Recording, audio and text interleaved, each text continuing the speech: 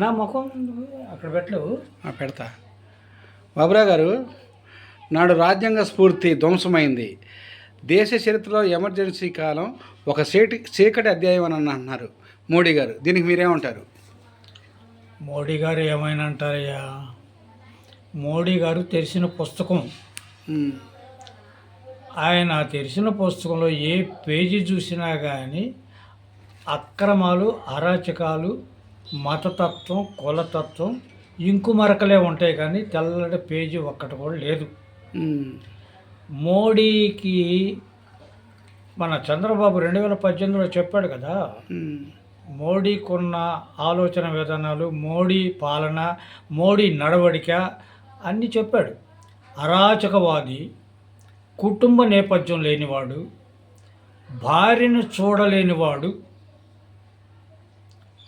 దేశ మహిళల్ని ఎట్లా కాపాడుతాడు అని చెప్పేసి ఆయన మైకు పట్టుకొని 2018లో ఒక ఉద్యమం చేశాడు. మోడీ తెరిచిన పుస్తకం ఇంకు మరకల్ని. గత 50 ఏళ్ల క్రితం ఇందిరాగాంధీ ఎమర్జెన్సీ పెట్టింది. ఎమర్జెన్సీ పెట్టి ఆమె అధికారం నిలుపుకోవటం కోసం చేసిన చీకటి రోజులు అవి మర్చిపోయారు ప్రజలు.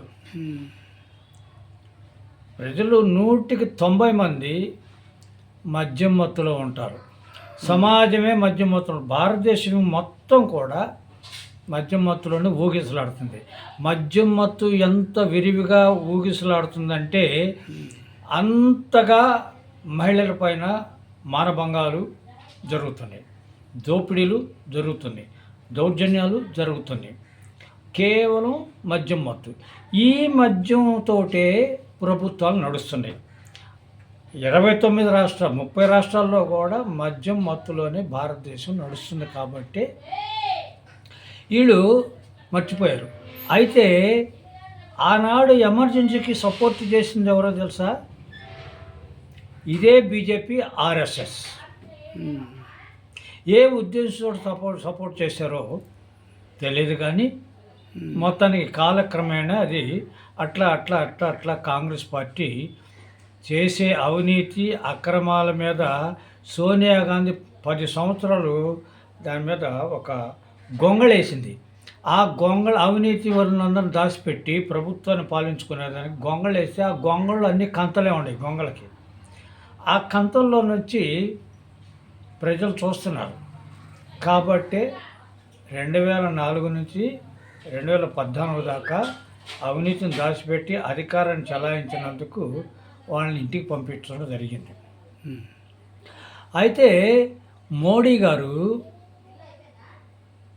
చంద్రబాబు అన్నట్టుగా అతను అరాచకవాది.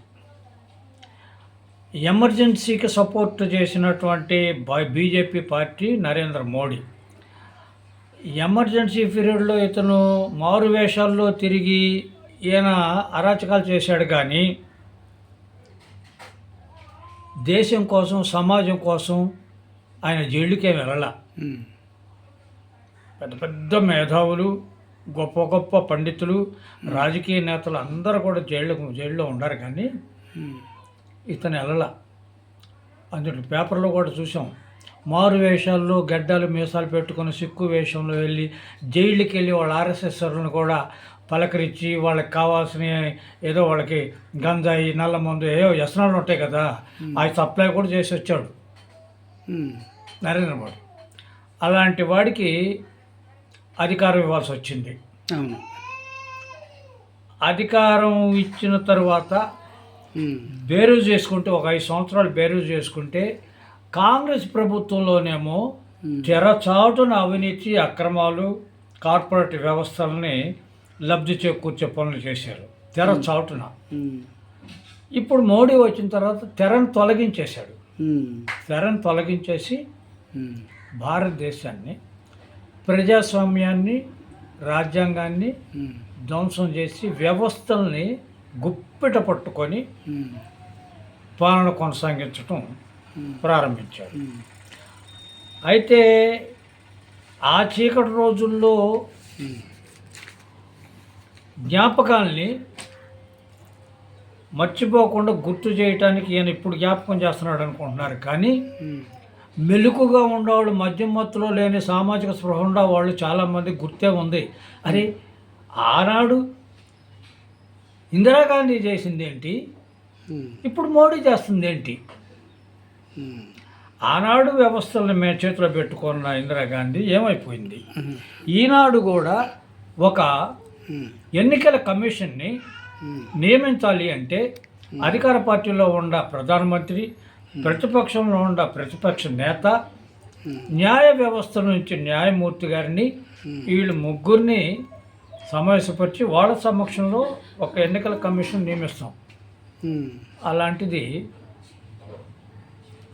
న్యాయ వ్యవస్థను పక్కకు నెట్టేసి బీజేపీ వాడినే రెండో వ్యక్తిని పెట్టుకొని అపోజిషన్లో శశిధర్ లాంటి వాళ్ళని, అవకాశవాదుల్ని, కాంగ్రెస్ పార్టీలో శశిధర్ లాంటి వాళ్ళు ఉన్నారు కదా, ఆ పార్టీలో పుట్టి, ఆ పార్టీలో పెరిగి, ఆ పార్టీలో సంపాదించుకొని, ఆ పార్టీలో పెద్ద గొప్ప గొప్ప పేర్లు తెచ్చుకొని ప్రధాని కూడా కావాలనే కలలు కన్న వాళ్ళు వీళ్ళంతా అలాంటి వాళ్ళే దీంట్లో పెట్టుకొని లోపరుచుకొని వాళ్ళని ఆశలు చూపించి గులాం నబీ ఆజాద్ని ఎట్లా పొగిడాడో అట్లా శశిధర్ లాంటి వాళ్ళని పొగుడుకుంటూ ఇలాంటి వాళ్ళని ఎన్నికల కమిషన్ నియమించుకోవటాన్ని ప్రతిపక్షాల నుంచి పెట్టుకుంటే అప్పుడు బీజేపీదే పైచేయి అవుతుంది కదా. అవును, బీజేపీది పైచేయి అయింది అంటానికి ఉదాహరణ చెప్తున్నా. మరి ఆంధ్రప్రదేశ్లోనే చూసుకుందాం, నార్త్ సైడ్ వద్దు. మొన్న 2024 ఎన్నికల్లో 80 మంది దాకా ఎమ్మెల్యేలని కూటమిలో చేరటానికి చంద్రబాబు ప్రయత్నం చేసి మోడీ గారిని ఇక్కడ 80 మంది ఎమ్మెల్యేలు నిలబెడుతూ కూడా ఢిల్లీ వెళ్ళి 3 సార్లు దండాలు దశకాలు పెట్టి మనం కలిసి చేద్దాం అని చెప్పేసి మొత్తుకుంటే కూడా వాళ్ళు ఒప్పుకోలే మోడీ. కానీ నువ్వు జగన్తో ఉన్నా కానీ నాతో కూడా ఉన్నాయా అని ప్రాధాన్యపడితే పూర్తిగా లొంగిపోయాడు చంద్రబాబు. మనం మడత పెడితే ఎట్ట కావాలంటే అన్ని మడతల్లో పడి ఉంటాడని చెప్పేసి అని క్షమించి చేర్చుకున్నాడు. చేర్చుకున్న తర్వాత 40% ఓట్లు వచ్చిన జగన్కేమో 11 సీట్లు, మరి 6% వచ్చిన వాడికేమో జనసేన వాడికేమో 21 సీట్లు, వీడికి 2% వచ్చిన వాడికేమో బీజేపీకి 8 సీట్లు. ఇట్లాగా ఆయన పంచాడు చంద్రబాబుకి, జనసేనకి, జగన్కి ముగ్గురు పంచారు. ఇన్ని సీట్లు వాళ్ళకి, ఇన్ని సీట్లు వీళ్ళకి అని చెప్పి డివైడ్ చేసిన తర్వాత ఈవీఎంలు తీసుకుని పక్కన పారేశారు. ఈవీఎంల మీద మాకు డౌట్ ఉంది అని చెప్పేసి అని సమాజానికి చాలామంది క్వశ్చన్ చేస్తున్నారు సమాజంలో.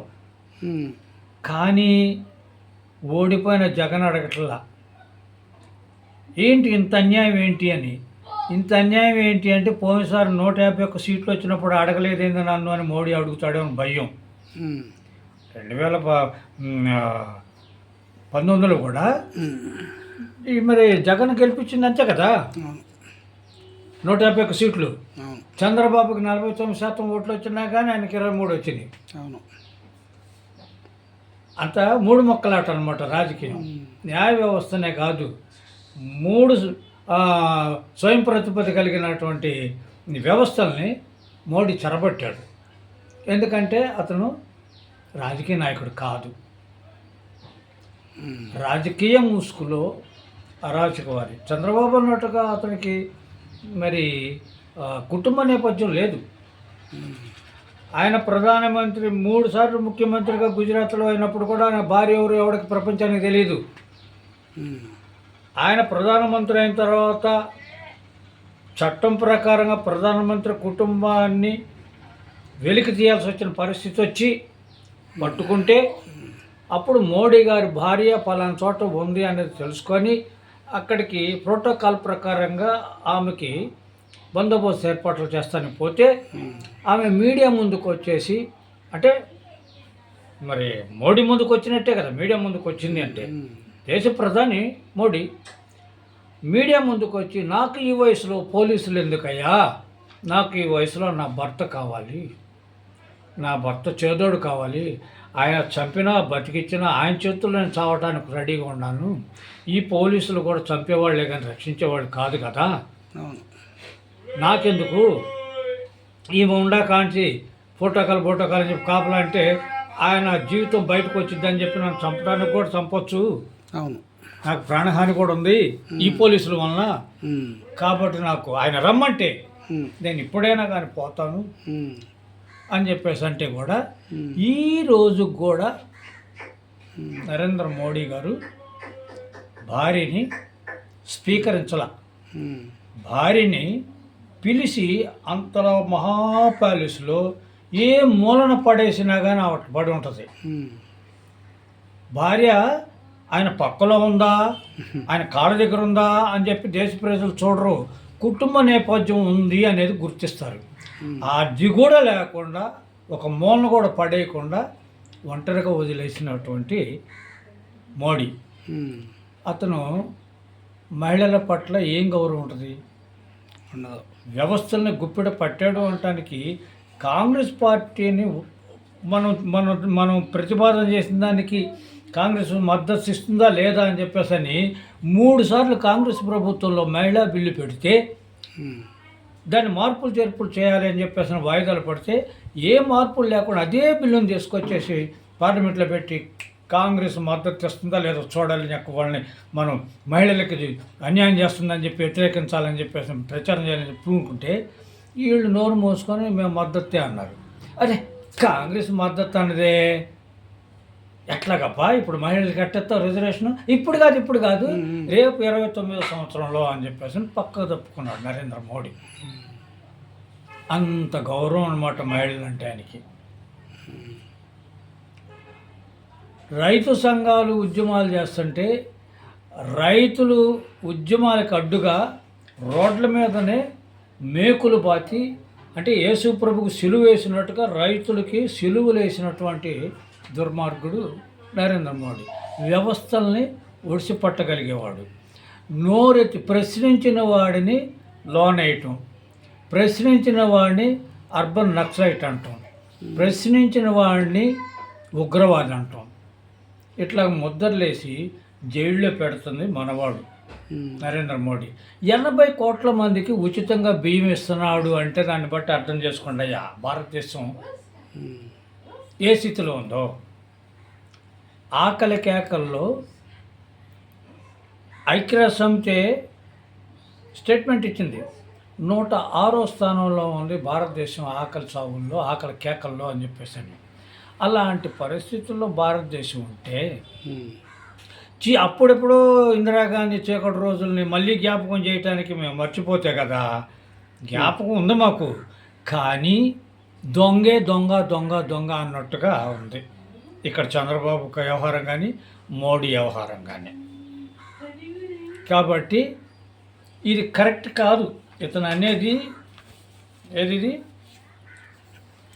రాజ్యాంగ స్ఫూర్తి ధ్వంసమైంది అనేది ఇప్పుడు కొత్తగా కాలేదు. ప్రపంచవ్యాప్తంగా కూడా భారతదేశంలో ప్రధాని నడవడికల్ని గుర్తిస్తున్నారు. ఇతను గుర్తించట్లేదు అనుకుంటున్నాడు. పెహల్గాంలోనే బట్టబయలైంది ఆయన బతుకు. ఇప్పుడు కాదు, మోడీ చనిపోయేంత వరకు వాళ్ళని బయటికి తీసుకురామను దమ్ముంటే. ఆ 6గురిని హిందువులను చంపేసిన 6 గుర్తుగా ఉగ్రవాదుల్ని బయటికి రప్పించమను. శాంతి చర్చలు పాకిస్తాన్ చోటు జరుపుకున్నాడు కదా, మరి 6 సంగతి ఏంటి? మరి ఇక్కడ భారతదేశంలో నాకు తోడబుట్టినవాడు ఒక తమ్ముడు నక్సలైట్ అయ్యాడు. అంటే అణచబడిన వర్గం నుంచి వాడు నక్సలైట్ అయ్యాడు. ఇంకొకడు అణచబడ్డ వర్గం నుంచి ఇంకొక తమ్ముడు పోలీస్ అయ్యాడు. ఇప్పుడు మరి ఈ అన్న తమ్ములు చంపుకోవడం జరుగుతుంది. మోడీ చేస్తున్న ప్రయత్నం. ఆ ఉగ్రవాదులేమో బ్రహ్మాండంగా విలాసవంతంగా అన్ని దేశాల్లో తిరుగుతున్నారు, శాంతి చర్చలు వీళ్ళు జరుపుకుంటున్నారు నరేంద్ర మోడీ వాళ్ళు.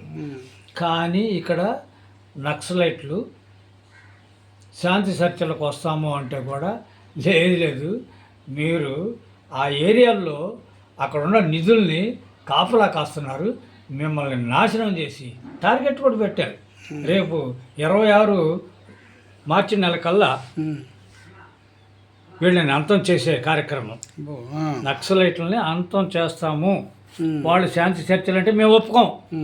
శాంతి చర్చలు అంటే మా కార్పొరేట్ సంస్థలకి అభివృద్ధి కోసం వాళ్ళకి ఇక్కడ ఉన్న గనులు ఇవ్వలేం. భద్రాలు, వైడూర్యాలు ఈ గనులు వాళ్ళకి ఇవ్వలేం. దేశం అభివృద్ధి కాదు.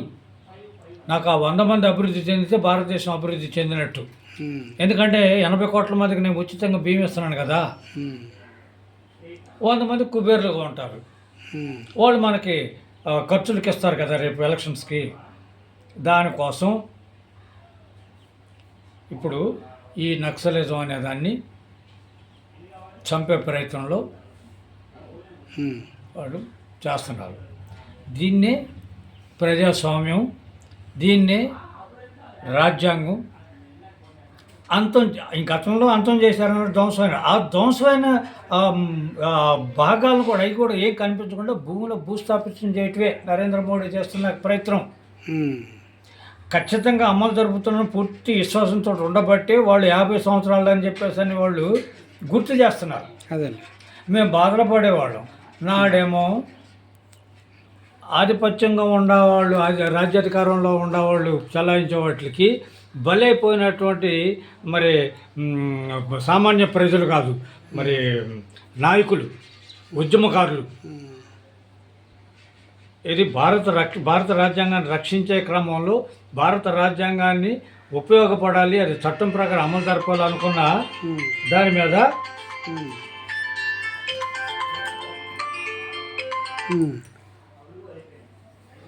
దాని మీద జైళ్ళకి వెళ్ళిన వాళ్ళే కానీ ప్రజలు అప్పుడు ఇప్పుడు ఇదే బాధలు పడుతున్నారు. కాబట్టి ఈ 50 సంవత్సరాలు గుర్తు చేసుకోవటం అనేది మోడీ పరీక్ష పెట్టుకుంటున్నాడు తనకు తానే. నేను కరెక్ట్గా ఇందిరాగాంధీ కంటే ఎక్కువగా అరాచకం చేస్తున్నానా, తక్కువ అరాచకం చేస్తున్నానా అని బేరు చేసుకొని గుర్తు చేసుకుంటున్నాడు అని చెప్పేసి నేను అంటున్నాను.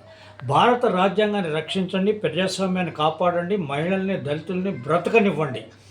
ప్రతి గ్రామంలో కూడా ప్రతి ఆదివారం కూడా మా ఆర్గనైజేషన్ జేబీఎం కార్మిక సంక్షేమ సంఘం తరపు నుంచి ఈ అవగాహన సదస్సుల కార్యక్రమాలు చేపట్టి మరి ఈ భారత రాజ్యాంగం మీద చర్చించుకొని ఆదర్శవంతులైనటువంటి కొంతమంది మరి మద్యం మత్తుకు దూరంగా ఉన్న వాళ్ళని గుర్తించి వాళ్ళకి భారత రాజ్యాంగం 800 రూపాయలు ఖరీదు చేసే పుస్తకాలను కూడా వాళ్ళకి మేము కంట్రిబ్యూట్ చేసి దీన్ని చదవాలి, చదివితే మీకు విద్య వచ్చింది, చదివితే మీకు విజ్ఞానం వచ్చింది, చదివితే మీకు ప్రశ్నించే తత్వం వచ్చింది, ప్రశ్నించే తత్వం వస్తే తిరుగుబాటు వచ్చింది, తిరుగుబాటు వస్తే అగ్రకుల ఆధిపత్య రాజకీయ పార్టీలు కానీ మరి రాజకీయ ముసుగులో దేశ అభివృద్ధి కోసం పాకులాడే కార్పొరేట్ సంస్థలను కాపాడే మోడీ లాంటి వాళ్ళని కూడా మనం కంట్రోల్ చేయొచ్చు, రాజ్యాధికారాన్ని నుంచి దించవచ్చు కూడా అని చెప్పేసి నేను చెప్తున్నాను. Very good.